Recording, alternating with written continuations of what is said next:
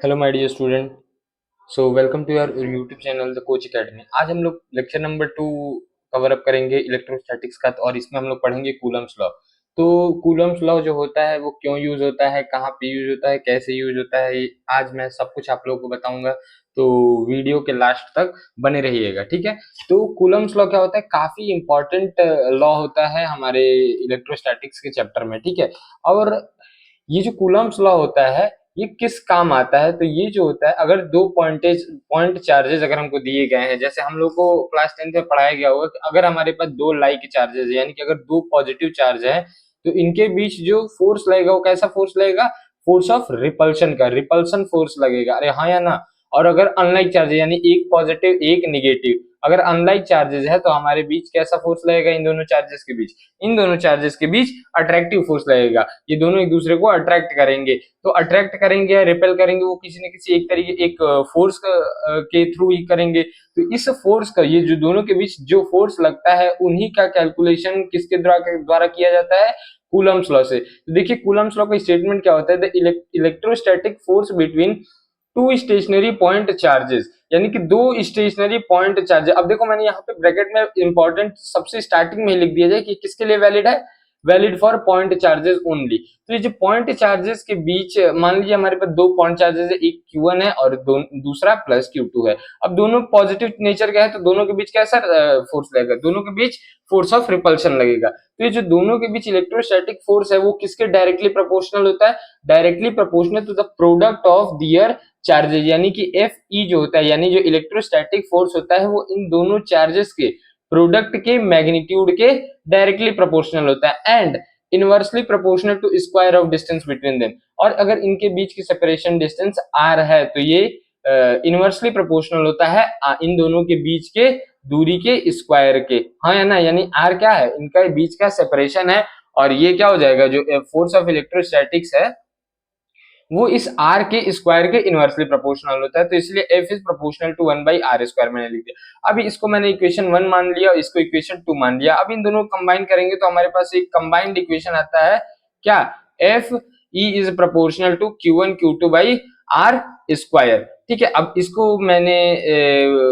हम लोगों ने पढ़ा होगा, अगर एक प्रोपोर्शनैलिटी का साइन हटाते हैं तो एक कांस्टेंट ऐड अप होता है, और इस कांस्टेंट को हम लोगों ने प्रोपोर्शनैलिटी का साइन हटाया तो एक कांस्टेंट के हम लोगों ने ऐड अप कर दिया। ठीक है, यहाँ पे एक कांस्टेंट के आ गया। अब इस के की जो वैल्यू होती है वो क्या होती है, 1/4πε0। इसके बारे में हम थोड़ा आगे वाले लेक्चर्स में डिस्कस करेंगे। और इस के की वैल्यू होती है 9 × 10⁹ न्यूटन मीटर स्क्वायर पर कूलम स्क्वायर। ठीक है, तो इसको हम लोग ओवरऑल क्या लिख सकते हैं, एफ ई, यानी इलेक्ट्रोस्टैटिक फोर्स जो होता है वो किसके बराबर होता है, 1/4πε0 Q1 Q2/r स्क्वायर। अब यहाँ थोड़ा नया एक टर्म आया है आप लोगों के सामने, एप्सिलॉन नॉट। एप्सिलॉन नॉट क्या होता है, एप्सिलॉन नॉट जो होता है वो होता है परमिटिविटी इन फ्री स्पेस। ठीक है, ये क्या होता है, परमिटिविटी इन फ्री स्पेस। और ये जो होता है डिपेंडेंट, मतलब किसके ऊपर डिपेंड करेगा, मीडियम के ऊपर। अगर मीडियम चेंज करेंगे तो हमारा एप्सिलॉन नॉट चेंज होगा, और मीडियम अगर वैक्यूम है यानी फ्री स्पेस है तो वहां पे हमारे परमिटिविटी कितनी होती है, एप्सिलॉन नॉट। ठीक है, इसमें किसी को कोई डाउट नहीं होना चाहिए। तो हमारा जो कूलम्स लॉ होता है, यानी इलेक्ट्रोस्टैटिक फोर्स को कैलकुलेट करने के लिए यूज होता है, और इसकी वैल्यू जो होती है वो किसके बराबर होती है, जो इलेक्ट्रोस्टैटिक फोर्स होता है एफ ई, इलेक्ट्रोस्टैटिक फोर्स वो किसके बराबर होता है, के Q1 Q2/r स्क्वायर। तो इसको आप लोग एकदम अच्छे से याद रखेंगे, आगे हम लोग इस चैप्टर में बहुत ज्यादा यूज करेंगे इसको। ठीक है, तो अगले पार्ट के ऊपर थोड़ा बढ़ते हैं।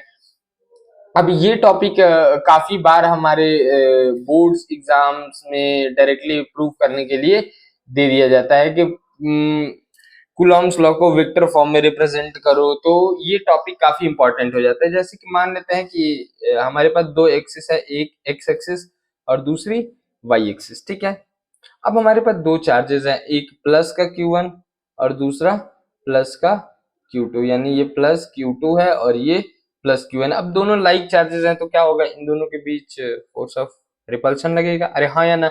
अब पहले वाला चार्ज इसको धक्का देगा बाहर की तरफ, और दूसरा वाला चार्ज इसको धक्का देगा बाहर की तरफ। हाँ या ना। एक और बात इसमें ऐड करना चाहता हूँ, इसमें एक और लाइन लिखी है, the force act along the line joining the two charges, यानी कि हम लोग को पता है फोर्स एक कैसी क्वांटिटी है, वेक्टर क्वांटिटी है, तो इसका मैग्नीट्यूड तो हम कूलम्स लॉ से निकाल लेंगे। इसकी जो डायरेक्शन होगी वो कैसे निकालेंगे, तो ये इसकी डायरेक्शन किधर होगी, अगर इन दोनों लाइनों को, इन दोनों पॉइंट चार्जेस को जिस लाइन से जोड़ रहे हैं उन्हीं लाइन के अलोंग इसका डायरेक्शन होगा, ठीक है। तो यहाँ पे अगर इन दोनों लाइन को, इन दोनों पॉइंट चार्जेस को एक लाइन से एड अप किए हैं या जोड़े हैं, तो इसके बाहर की तरफ इसी लाइन के अलोंग हमारा इलेक्ट्रोस्टैटिक फोर्स का डायरेक्शन होगा, ठीक है। तो आगे हम लोग थोड़ा बढ़ते हैं इसके ऊपर। तो ये पहला चार्ज जो है वो दूसरे के ऊपर F21 फोर्स लगाएगा और दूसरा चार्ज पहले वाले चार्ज को रिपेल करेगा और इसके ऊपर कितना फोर्स लगाएगा, F12, ठीक है। तो वही लिखा गया, F12 को हम लोग क्या बोलेंगे, F12 को force on one due to two, ठीक है। इसको हम लोग क्या बोलेंगे, force on one due to two, और F21 को क्या बोलेंगे, force on two due to one. तो सबसे पहले हम लोग वेक्टर F12 की वैल्यू लिखते हैं, F12। अब F12 किधर लग रहा है, अब देखो यहाँ पे एक, यहाँ से पोजीशन वेक्टर R1 ले ली, यहाँ से पोजीशन वेक्टर R2 ले लिए हैं, और ये जो है, ये जो इसको इसके बीच की दूरी R है उसको हम लोग क्या लिख सकते हैं, R2 माइनस R1 लिख सकते हैं। इतना triangle law of vector addition से क्लियर होगा आप लोगों को। अब ये देखो, इसको मैं क्या लेकर के चल रहा हूँ, पॉजिटिव R कैप का डायरेक्शन, तो ये इसके ठीक उल्टा क्या हो जाएगा, निगेटिव R कैप। अब देखो एक बात बताओ, ये जो F12 है वो किधर है, निगेटिव R की तरफ है, तो पहले तो इसका मैग्नीट्यूड लिखते हैं। मैग्नीट्यूड क्या हो जाएगा, K Q1 Q2 upon R square, और इसका डायरेक्शन क्या हो जाएगा, माइनस का R कैप की तरफ हो जाएगा। अरे हाँ है ना, अगर R कैप राइट की तरफ है और F12 किधर लग रहा है, लेफ्ट की तरफ, तो इसका डायरेक्शन क्या हो जाएगा, माइनस का R कैप। अब R कैप को, यूनिट वेक्टर को हम लोग क्या लिख सकते हैं, R कैप को हम लोग क्या लिख सकते हैं, R vector upon mod of R vector लिख सकते हैं। अरे हाँ या ना, और मॉड ऑफ R वेक्टर ही क्या होता है, यहाँ पे भी तो क्या लिखा गया है, मॉड ऑफ R वेक्टर का स्क्वायर ही तो लिखा गया है। तो सिंपली इसको अगर मेरे को लिखना होगा तो क्या लिख सकता हूँ, K Q1 Q2 upon R cube into में R वेक्टर, और साइन एक बाहर माइनस का लगा देंगे। अरे हाँ या ना, कोई दिक्कत, तो ये क्या हो जाएगा, F12। अब उसी तरीके से F21 कैलकुलेट करते हैं, तो मैग्नीट्यूड तो सेम रहेगा क्या, K Q1 Q2 upon R square into, अब इसका डायरेक्शन क्या है, प्लस का R कैप। अरे हाँ या ना, प्लस का R कैप की तरफ है, और R कैप को मैं क्या लिख सकता हूँ, R vector upon mod of R। तो इसको मैं लिख सकता हूँ K Q1 Q2 upon R square, और डिनोमिनेटर में एक R मिलके R क्यूब हो जाएगा, और इधर का प्लस का R वेक्टर। हाँ या ना, इसको मैं क्या लिख सकता हूँ, प्लस का R वेक्टर। अब देखो, तुम यहां से देख पा रहे होगे, एक चीज तुम कंक्लूड करोगे कि ये जो F12 है और F21, इन दोनों का मैग्नीट्यूड लगभग लगभग सेम है, लेकिन एक साइन क्या है, निगेटिव साइन है। हाँ या ना, यानी ये दोनों के दोनों कैसे हैं, F12 is equal to minus का F21, और इसी को कहते हैं Coulomb's law in vector form. इसी को हम लोग क्या बोलते हैं,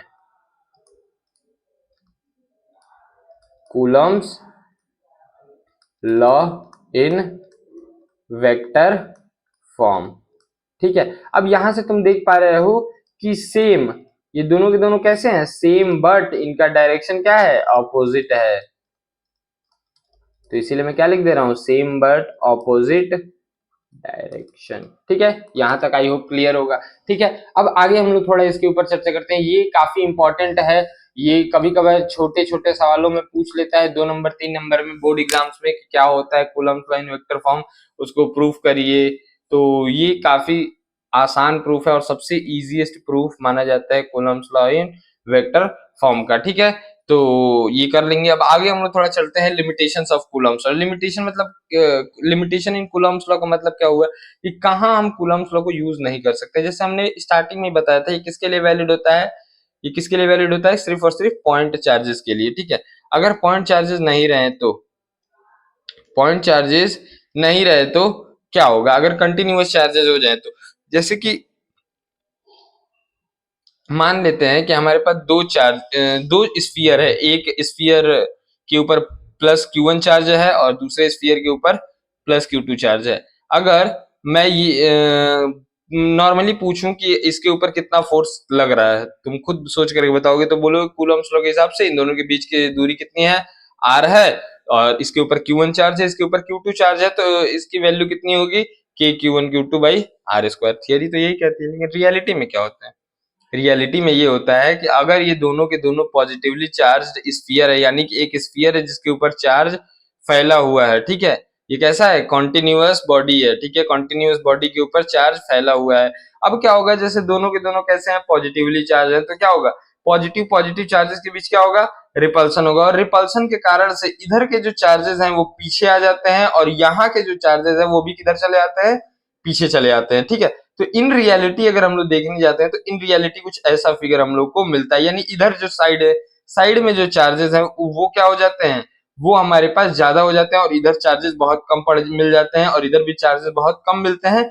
इन रियलिटी यही होता है जिसके कारण से इसका जो सेंटर ऑफ मास होता है, सेंटर ऑफ जो ग्रेविटी होती है वो किधर शिफ्ट हो जाती है, इधर कुछ लेफ्ट की तरफ, और इसकी सेंटर ऑफ ग्रेविटी किधर शिफ्ट हो जाती है, राइट की तरफ। अब तुम खुद बताओ, पहले इन दोनों के बीच का सेपरेशन आर था, लेकिन अब नया सेंटर आ गया इसका कहाँ पे, थोड़ा लेफ्ट और इसका थोड़ा राइट, यानी थोड़ा सा डिस्टेंस बढ़ गया है, इतना थोड़ा सा डिस्टेंस इधर और इतना थोड़ा सा डिस्टेंस इधर। अब क्या हो जाएगा, अब इसके बीच जो इलेक्ट्रोस्टैटिक फोर्स होगा, अगर इन पूरी दूरी के बीच, पूरी दूरी को मैं आर इफेक्टिव बोल दे रहा हूं, अगर इस पूरी दूरी को मैं क्या बोल दे रहा हूँ, आर इफेक्टिव, तो इस इलेक्ट्रोस्टैटिक फोर्स की वैल्यू कितनी होगी, F E is equal to K Q one Q two upon ये जो डिस्टेंस होगा वो क्या हो जाएगा, आर इफेक्टिव, आर ना होकर के अब क्या हो जाएगा, आर इफेक्टिव का स्क्वायर, क्योंकि इन दोनों के बीच के सेंटर का क्या डिस्टेंस है, आर इफेक्टिव। तो इसीलिए हम लोग देख पा रहे हैं कि यहाँ पे हम लोग कूलम्स लॉ का यूज नहीं कर सकते। और खुद सोचो, आर इफेक्टिव बड़ा है और आर छोटा है, तो आर इफेक्टिव अगर बड़े से डिवाइड करेंगे तो आंसर हमारा क्या आएगा, छोटा आएगा। तो इसीलिए जो एफ वन होता है वो किससे बड़ा होता है, एफ ई से, ठीक है। यहाँ पे इसको मैं एफ ई बोल रहा हूँ, इसको मैं एफ वन बोल रहा हूँ, तो एफ ई बड़ा होगा किससे, एफ वन से, ठीक है। अब देखो दूसरा पॉइंट, दूसरा क्या है कि valid only for static charges, ये केवल और कूलम्स लॉ किसके लिए वैलिड है, सिर्फ और सिर्फ स्टैटिक चार्ज यानी रुके हुए चार्जेस के लिए। अब रुके हुए चार्जेस के लिए क्यों वैलिड है, अगर चार्ज मूव कर रहा होगा तो क्या होगा, अगर चार्ज मूव कर रहा होगा तो हम लोग को पता है moving charge can create a magnetic field, हाँ या ना, मूविंग चार्ज क्या क्रिएट करता है, एक मैग्नेटिक फील्ड क्रिएट करता है, और अगर मैग्नेटिक फील्ड क्रिएट हुआ, अगर मैग्नेटिक फील्ड क्रिएट हुआ तो क्या होगा, उसकी वजह से एक मैग्नेटिक फोर्स भी आएगा, हाँ ना। तो जो टोटल फोर्स होगा वो इलेक्ट्रोस्टैटिक फोर्स तो लगेगा ही, साथ में साथ एक इलेक्ट्रोस्टैटिक फोर्स के साथ साथ एक मैग्नेटिक फोर्स भी एड अप हो जाएगा। अरे हाँ या ना, इतना आई होप सबको क्लियर होगा, इसमें किसी को कोई दिक्कत नहीं होनी चाहिए, हाँ या ना। तो थोड़ा इसके और आगे बढ़ते हैं। अब एक छोटा सा पॉइंट और थोड़ा हम लोग देखते हैं, ठीक है, छोटा सा पॉइंट। अब क्या होता है, जैसे हमारे पास एक प्रोटॉन है एक इलेक्ट्रॉन है, ठीक है, इन दोनों के बीच की दूरी को हम कुछ आर ले लिया, और आर की वैल्यू 5.3 इंटू 10⁻⁻11 मीटर है, ठीक है। अब बोला गया कि इस इलेक्ट्रॉन और प्रोटॉन के बीच में फोर्स कैलकुलेट करना है। अब तुम खुद सोचो, फोर्स की वैल्यू कितनी होती है, k Q one Q two by r square, k की वैल्यू 9 इंटू 10⁻9, अभी मैंने पीछे बताया, ठीक है। और प्रोटॉन के ऊपर होता है 1.6 इंटू 10⁻⁻19 पॉजिटिव चार्ज, और यहाँ पे होता है 1.6 इंटू 10⁻⁻19 निगेटिव चार्ज इलेक्ट्रॉन के ऊपर। और ये क्या हो जाएगा, फोर्स ऑफ अट्रैक्शन इन दोनों के बीच लगी है, दोनों एक दूसरे को अपनी तरफ अट्रैक्ट करेंगे, और इन दोनों के बीच की दूरी कितनी है, 5.3 इंटू 10⁻11 का स्क्वायर। अब देखो यहाँ से जब हम इलेक्ट्रोस्टैटिक फोर्स को कैलकुलेट करते हैं तो क्या आता है, 8.2 इंटू 10⁻⁸ न्यूटन समथिंग समथिंग, इसी के अप्रॉक्स वैल्यू हमारी आती है। अब तुम खुद सोचो, मैंने पहले लेक्चर में बताया था कि mass is associated with charge, और sorry, charge is associated with mass, यानी अगर चार्ज है तो उसके पास मास होगा, और मास है उसके पास चार्ज होगा। तो अगर यहाँ पे चार्ज है तो इसके पास मास भी होगा, इलेक्ट्रॉन का मास होता है, प्रोटॉन का मास होता है, अरे हाँ या ना। तो अगर इन दोनों के बीच अगर इन दोनों के पास अगर मास है तो मास की वजह से क्या आता है, ग्रेविटेशनल फोर्स आता है।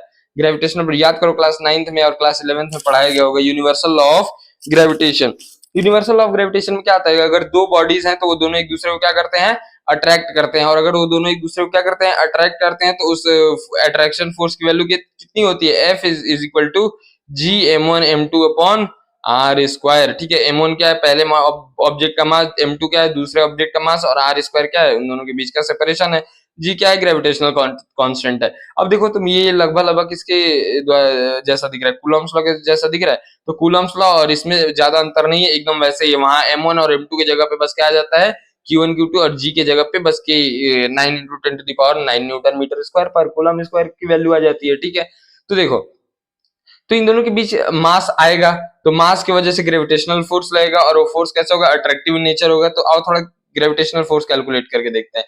तो ये जी की value 6.67 into 10⁻31 into mass of electron, ठीक है, इंटू क्या है, mass of electron into mass of proton मैंने किया अपॉन आर स्क्वायर। अब ये जो कैलकुलेट करते हैं वो किसके बराबर आता है, 3.6 इंटू 10⁻47 न्यूटन। अब ये देखो, तुम फोर्स और ग्रेविटेशनल फोर्स देखो और इलेक्ट्रोस्टैटिक फोर्स देखो, क्या इसमें जमीन आसमान का अंतर नहीं दिख रहा है, बहुत ज्यादा अंतर दिख रहा है। ये 10⁻47 के ऑर्डर में है और ये 10⁻8 के ऑर्डर में, और इन दोनों का रेशियो लेते हैं तो हम लोग ये देख रहे हैं कि ये 10⁻39 गुना बड़ा है। इलेक्ट्रोस्टैटिक फोर्स जो है वो किससे, ग्रेविटेशनल फोर्स से 10⁻39 टाइम्स बड़ा है। इसीलिए जब हम कभी सवाल करते हैं इलेक्ट्रोस्टैटिक्स का तो उसमें ग्रेविटेशनल फोर्स को निग्लेक्ट करते हैं, ठीक है, क्या करते हैं,